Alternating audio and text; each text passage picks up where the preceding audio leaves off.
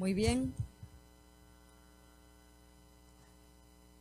Para concluir la jornada de hoy, invito a nuestros ponentes, el doctor Quilter, el doctor Vega Centeno y a Reulo Franco, a subir, por favor, para hacer un cierre del debate de hoy.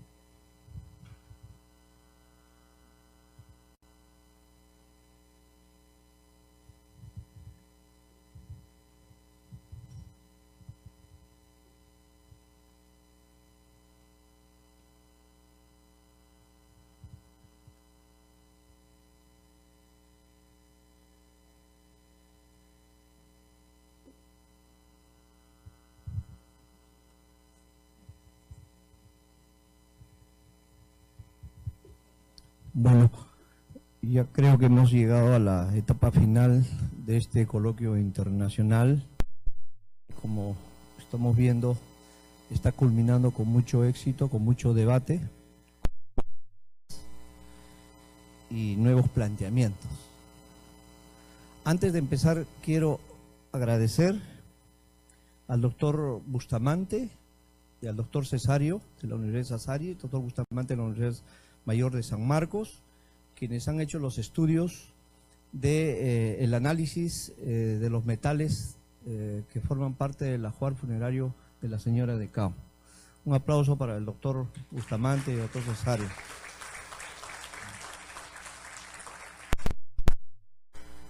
También ha participado en esta investigación el doctor John Verano, que no está con nosotros lamentablemente, de la Universidad de Tulane.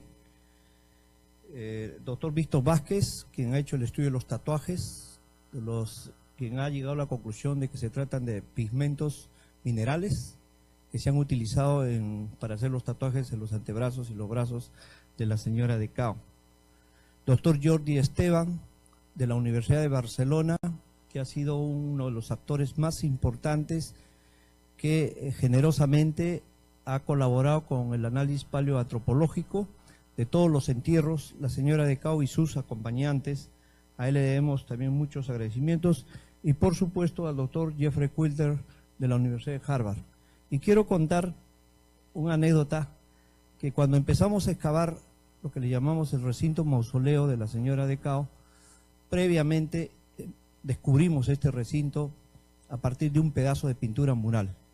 Y cuando el doctor Jeffrey Quilter estaba con nosotros, le pedimos que nos apoye con un financiamiento, y él nos consiguió un fondo de National Geographic de $10,000 para poder excavar el recinto mausoleo. De lo contrario, no hubiera sido posible después conocer la tumba de la señora de Cao.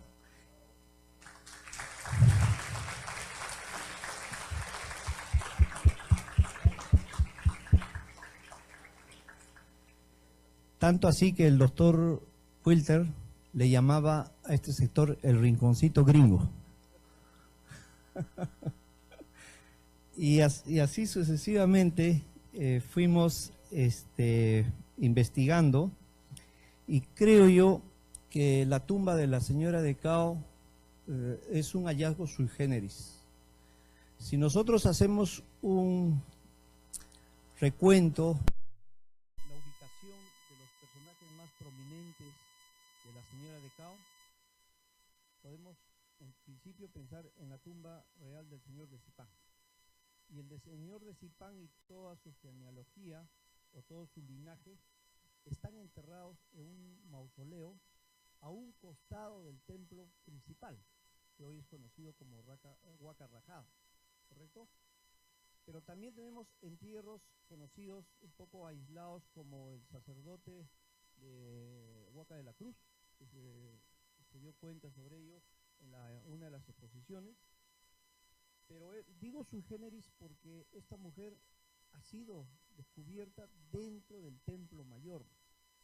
Y aquí viene la pregunta que muchos de ustedes hicieron en la mañana, en el sentido de que si es que este recinto mausoleo fue construido para la señora de Cao y sus acompañantes, o es que el recinto mausoleo estaba construido previamente y después murió ella y fue enterrada en este sector. Hicimos un análisis con Antonio Murga que era uno de nuestros arqueólogos residentes, que en paz descanse, precisamente para poder discernir este tema que era sumamente importante para nosotros. Y vimos que el piso que está de la señora de Cao pasa por debajo de la base del muro sur, que está con representaciones de lifes estilizados. Esto quiere decir que las tumbas previamente fueron colocadas y después construyeron el recinto mausoleo para poderle rendir culto a la señora de Cao y naturalmente a la deidad principal, que es este personaje antropomorfo que tiene asociado a cóndores y a serpientes.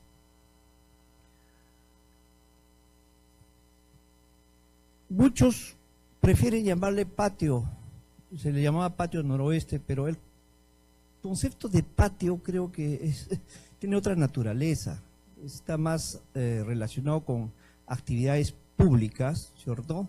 O quizás domésticas en algún tipo de arquitectura. Pero esto no es patio, por eso le llamamos recinto mausoleo, porque exclusivamente fue utilizado para eso. Además, que todas esas pinturas murales que ustedes observan en este sitio estaban con cubiertas y probablemente el recinto esquinero con porras sobre los techos. Entonces no podemos hablar de patio, por eso preferimos hablar de recinto mausoleo. ¿Y quién se entierra en un templo mayor? Obviamente tiene que ser un personaje de rango alto de la sociedad moche, no puede enterrarse cualquiera. Entonces esto le da, digamos, una importancia vital a la autoridad que tenía la señora de Cao. Hablando de autoridad, gracias John Rick por hacernos recordar este concepto de autoridad. Y efectivamente estos personajes prominentes de la sociedad moche tenían autoridad sobre su pueblo, sobre el reino, sobre el Estado o sobre los curacazgos o cacicazgos. Y también hablamos sobre el tema de género, ¿cierto? Poco discutido y que recién estamos empezando a debatir, porque siempre hemos estado pensando, gracias a la iconografía moche y a otros hallazgos similares, de que los hombres habían tomado un protagonismo principal en los rituales, en las ceremonias y en otras actividades que solamente la élite o el poder puede manejar. Entonces, bajo esta base, ahora cambia pues totalmente nuestra noción del poder del antiguo Perú. Ahora, con la exposición de nuestros colegas historiadores, tenemos un poco más claro el tema del género. Ellos están hablando de documentos del siglo XVI, XVII hasta XVIII, de la existencia de capurianas en la costa norte del Perú, enfocadas en Paita o en Piura, enfocadas en la región de Lambayeque, mujeres muy poderosas que manejaban su pueblo en un caso ante la ausencia de su pareja o de su marido. Pero no hay que olvidar, y esto saqué esta referencia del último libro que acaba de escribir Marisa Villavicencio sobre la mujer en el mundo prehispánico, cuando ella habla un relato del cronista Murúa, que dice que Túpac Inca Yupanqui se casó con una mujer chinchana. Esta mujer chinchana se llamaba Toctacuchi. Y este matrimonio era para buscar una alianza estratégica entre los incas y los chinchanos, porque los chinchanos, ¿qué eran? Tenían el poder del mar. Los chinchanos eran comerciantes que iban y regresaban de Guayaquil, de las costas del Guayaquil, especialmente a traer las conchas Spondylus, que era considerado como el alimento de los dioses. Entonces, y dice además que cuando Túpac Inca Yupanqui se ausentaba, estaba encabezando el equipo militar en pos de conquistas, ella se encargaba del poder en el sitio, en Cusco, en la yacta de Cusco. Entonces, esto creo que es importante, de que sí la mujer tenía un protagonismo dentro del poder y la autoridad del mundo prehispánico. se legitimaba el poder, ¿cierto? Ahora, otro de los temas en discusión, y que nos encendimos un poco, creo, en la mañana con Santiago Uceda, es, aún cuando le dije que la Huaca La Luna era satélite del complejo El Brujo, ¿cierto? Era el tema de la organización sociopolítica de las sociedades, por ejemplo, prehispánicas. Hay que leer y releer a María Rostorowski cuando ella habla sobre la organización sociopolítica de la costa central, que son documentos que todos los arqueólogos hemos leído cuando hemos estado estudiando arqueología, especialmente en la Universidad de San Marcos. Hay que leer a Ceballos Quiñones cuando habla sobre los cacicazgos de aquí del norte, de Trujillo y también de Lambayeque. Es que la organización sociopolítica de estas sociedades estaba basado en pequeños feudos o cacicazgos o reinos o señoríos. Cada señorío tenía un poder determinado, se dedicaban a diferentes oficios, manejaban ciertos canales de irrigación, ciertas tierras para producir, es decir, territorios concretos donde existían fronteras, hablando de las fronteras, pero la vida no era de guerras ni de conflictos, sino más bien de entendimiento entre estas sociedades.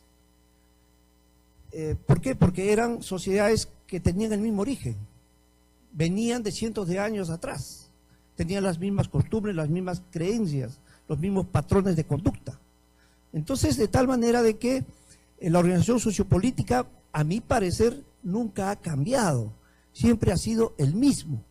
Y por eso es que sustento que existían los grandes centros ceremoniales en cada valle que estaban articulados con estos señoríos. Los señores políticos o los señores principales mochicas, legitimados en el poder, con todo su séquito, su familia o las panacas, peregrinaban a los centros ceremoniales para rendir culto a sus ancestros, para rendir culto a sus divinidades, para llevar ofrendas y sobre todo para dedicarse al comercio. Eso era importante, hacer comercio en estos centros ceremoniales. Eso lo dijo hace muchísimos años Jiménez Borja, muchos historiadores, entre ellos Valdemar Espinosa, que fundamenta el tema del comercio en el antiguo Perú, que era sumamente importante para estas civilizaciones. De modo tal que, en consecuencia y como resultado, creo yo que el debate se abre. Ahora tenemos dos posiciones muy interesantes, ¿cierto? Y una de las posiciones es de que los emblemas de poder o las insignias de poder determinan a una autoridad.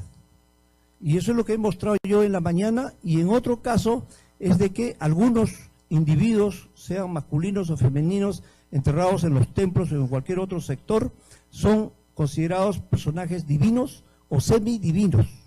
Por esto, como ha sido el planteamiento de Arabel Fernández hoy día en la mañana. Sin embargo, pienso que la señora de Cao sí ostentaba el poder, y no olvidemos que las sacerdotisas de San José de Moro, por ejemplo, no tienen los emblemas de poder junto a los cuerpos. Estas sacerdotisas estaban en cajas, en ataúdes, y fuera del ataúd estaban los emblemas de poder. Un poco como si viéramos el fardo de la señora de Cao, que no necesariamente están los emblemas de poder junto con el cuerpo, sino más bien encima, como así aparece dentro del fardo funerario de la señora de Cao. Entonces hay varios cuestionamientos, varias hipótesis que tenemos que discutir, pero lo más importante es que este conocimiento que nosotros hemos adquirido en estos últimos años, Arabel, el que habla, y todos los arqueólogos que hemos venido recuperando esta información, va a culminar en una publicación. Esa publicación académica estamos esperando, y creo que nuestra gerente general de la Fundación Vice ya tiene como inmediato objetivo sacar el libro académico sobre la señora de Cao, y eso será bienvenido.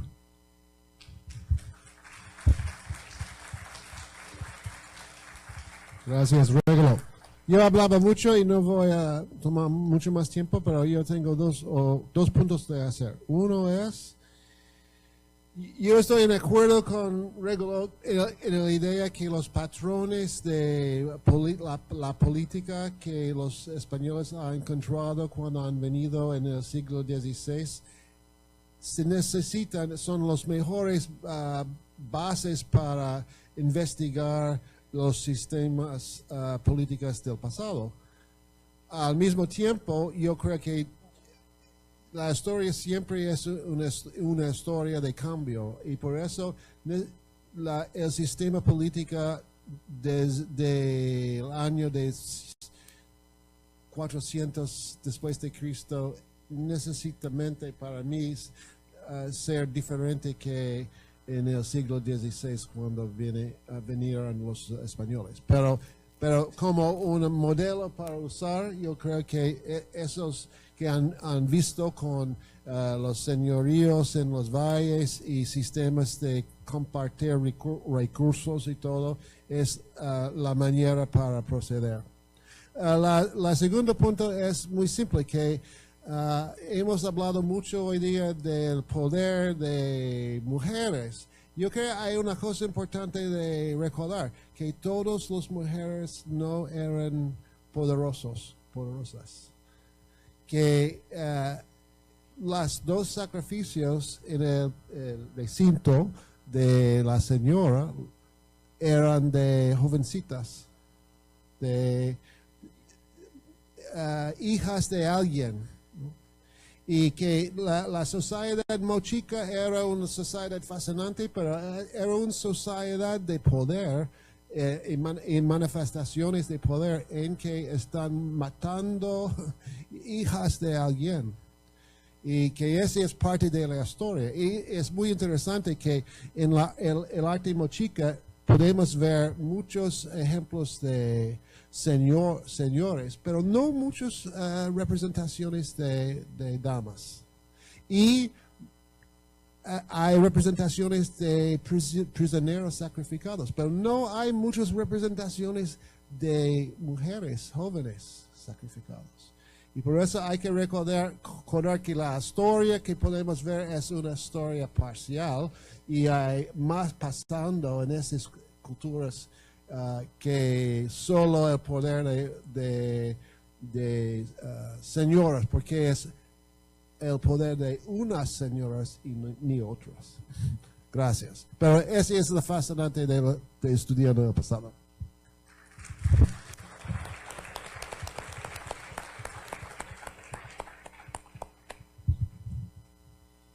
Bueno, a ver, hay que ser breve, ¿no es cierto? Yo quería entonces, tratando de hacer un balance, lo cual no es nada fácil, de toda la riqueza de información que hemos tenido ahora. Primero, quiero agarrar de lo último que ha dicho el doctor Quilter, la iconografía mochica, que tanto hemos celebrado, y que casi con eso parte la arqueología mochica, es una gran representación. Y creo yo que trabajos como los de Huacacao, como los de Moche, no sé si Santiago está por acá o ya se va a descansar, o los de Zipán, yo creo que lo que han hecho es que la arqueología mochica despegue de, digamos, la dependencia de esta representación, justo como buena representación, no es necesariamente la realidad mochica, sino un discurso que les quiere, como alguien quería que se viera la sociedad mochica. Y justamente, nunca por esa iconografía nos hubiéramos imaginado personajes con poder femeninos. Yo creo que ahí es interesante ver cómo la arqueología puede dialogar con la representación. Y yo hasta me gustaría ver en las décadas siguientes a mis colegas mochicólogos soltarse más de la iconografía, dialogar más en paridad, no simplemente que la iconografía sea la fuente en última instancia de interpretación de la personalidad de los personajes, más bien algo con lo cual se pueda dialogar. Otra cosa que quiero mencionar es que no es la primera investigación de una tumba de élite, más bien es de las últimas, si vemos la secuencia cronológica de Zipán, pero creo yo que es una de las investigaciones donde el trabajo se está haciendo cada vez más pulido. No es que acá fueran mejores que lo que se hizo en Zipán o en Batán Grande, sino que las técnicas van progresando con el tiempo, ¿no? Los primeros análisis de ADN, como el señor doctor Quilter, tenían una serie de deficiencias que se han ido corrigiendo, y eso coloca a la arqueología de este sitio en un punto de vanguardia frente a otros lugares.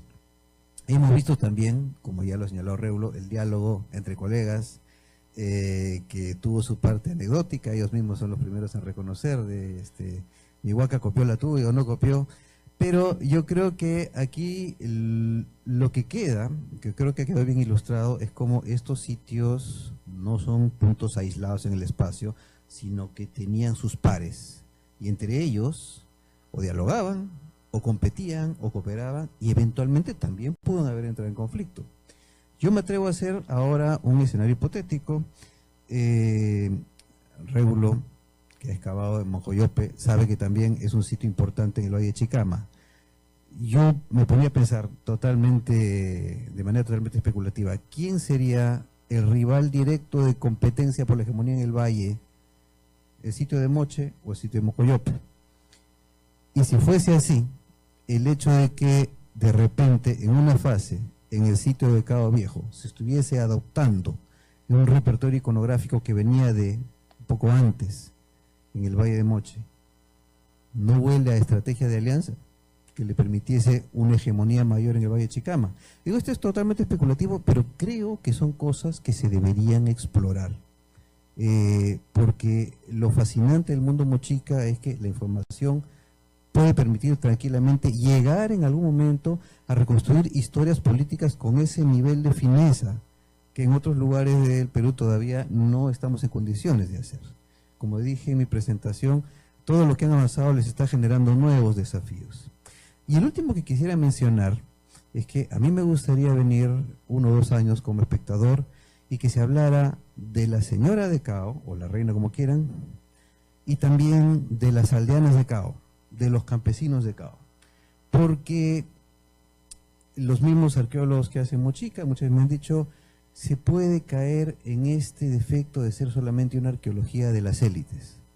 Pero es cierto, es lo que va a ser el hallazgo más espectacular, más glamoroso, que va a contribuir al turismo, pero nos puede llevar a una distorsión, que es invisibilizar al grueso de la población, y entonces construir narrativas donde solamente hay unos personajes importantes en la historia, las élites.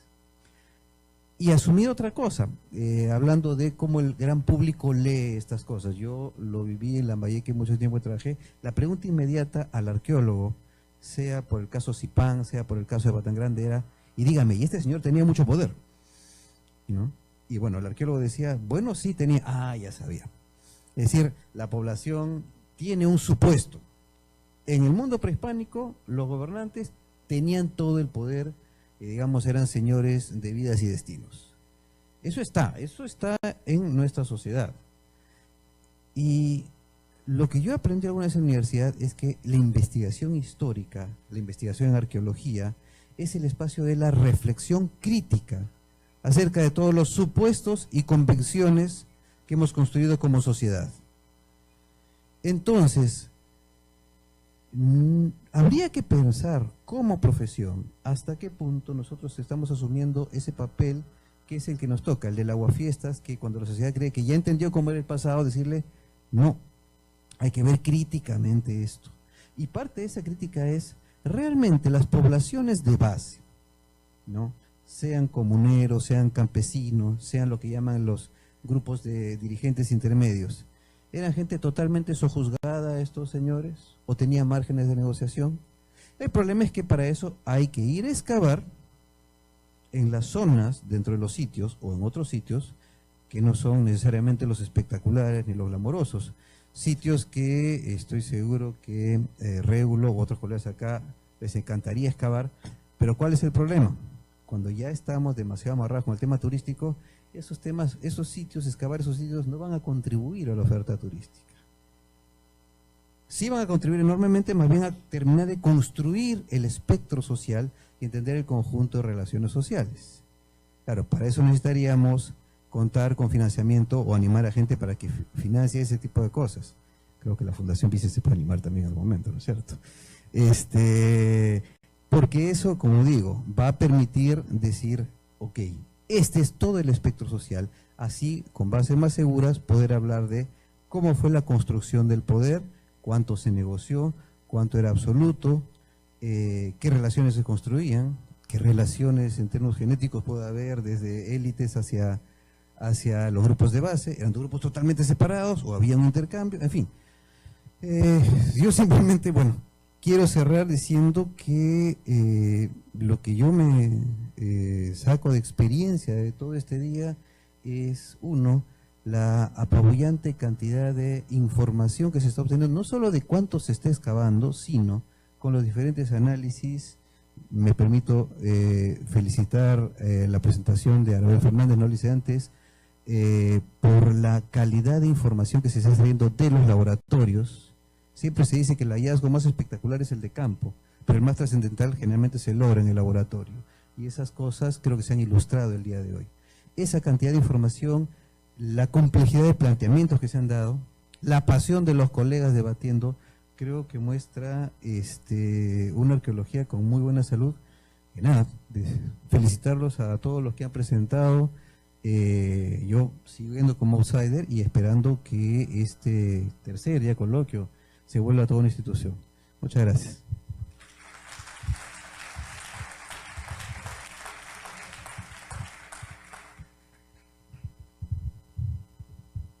Gracias, Rafael. Totalmente de acuerdo con lo que dices, pero no sé si has leído un poco más acerca de las investigaciones que se han realizado hace muchos años en sitios de donde tú llamas base, que son los sitios de las poblaciones rurales o las poblaciones que están viviendo en cada uno de los valles de la costa norte.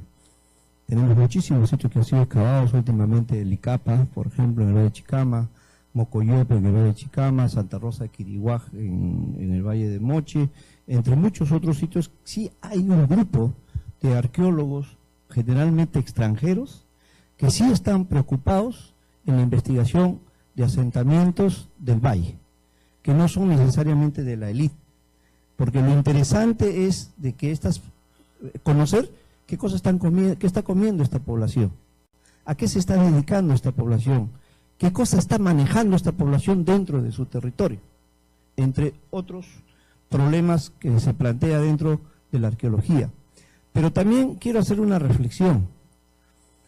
Hay un grupo de arqueólogos que cree que publicar en el extranjero, ¿cierto?, le suma puntos, o American Antiquity, no sé qué publicaciones en revistas, pero yo creo que donde hay que incidir es en que los arqueólogos deben escribir para los peruanos, en el lenguaje más correcto, más sencillo, para que ellos sepan lo que hacen los arqueólogos académicamente.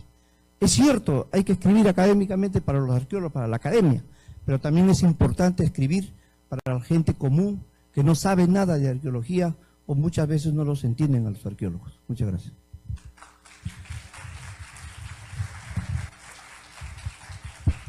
Bien. ¿Qué puedo decir después de todo este día?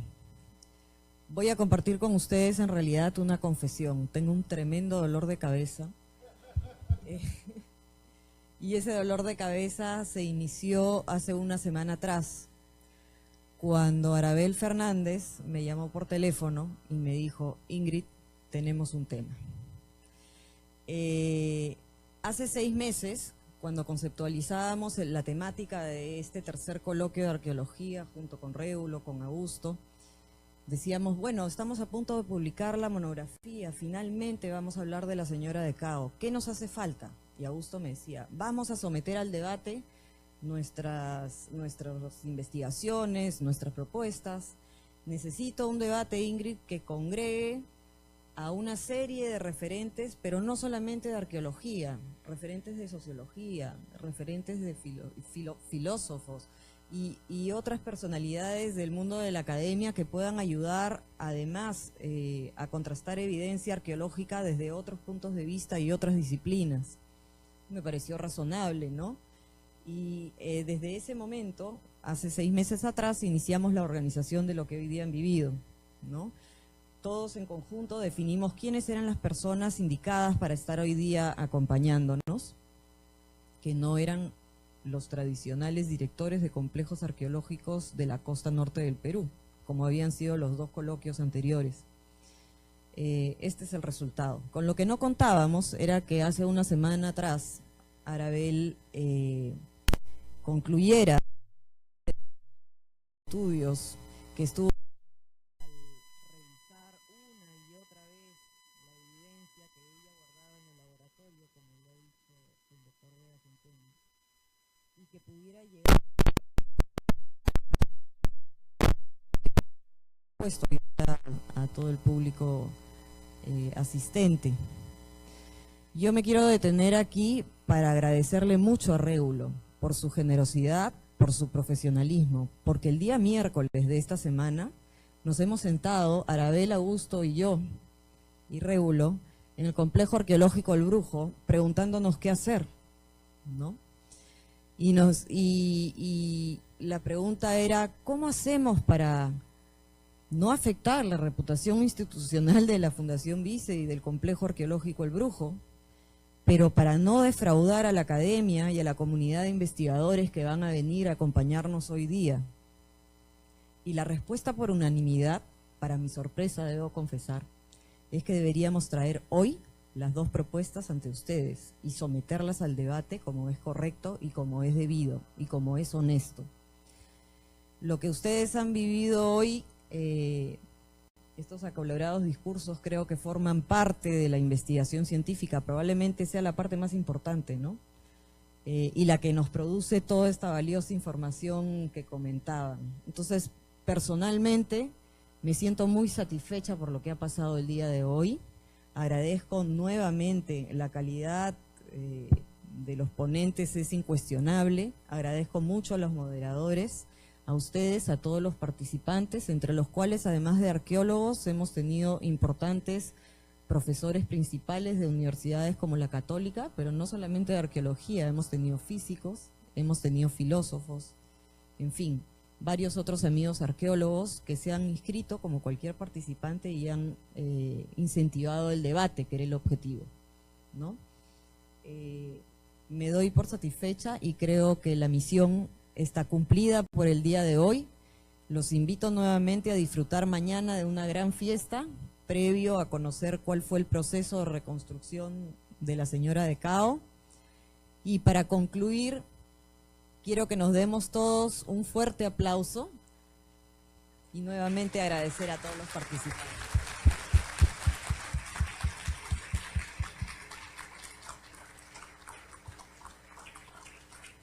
Por último, unos avisos de servicio público que si no los doy me van a ahorcar.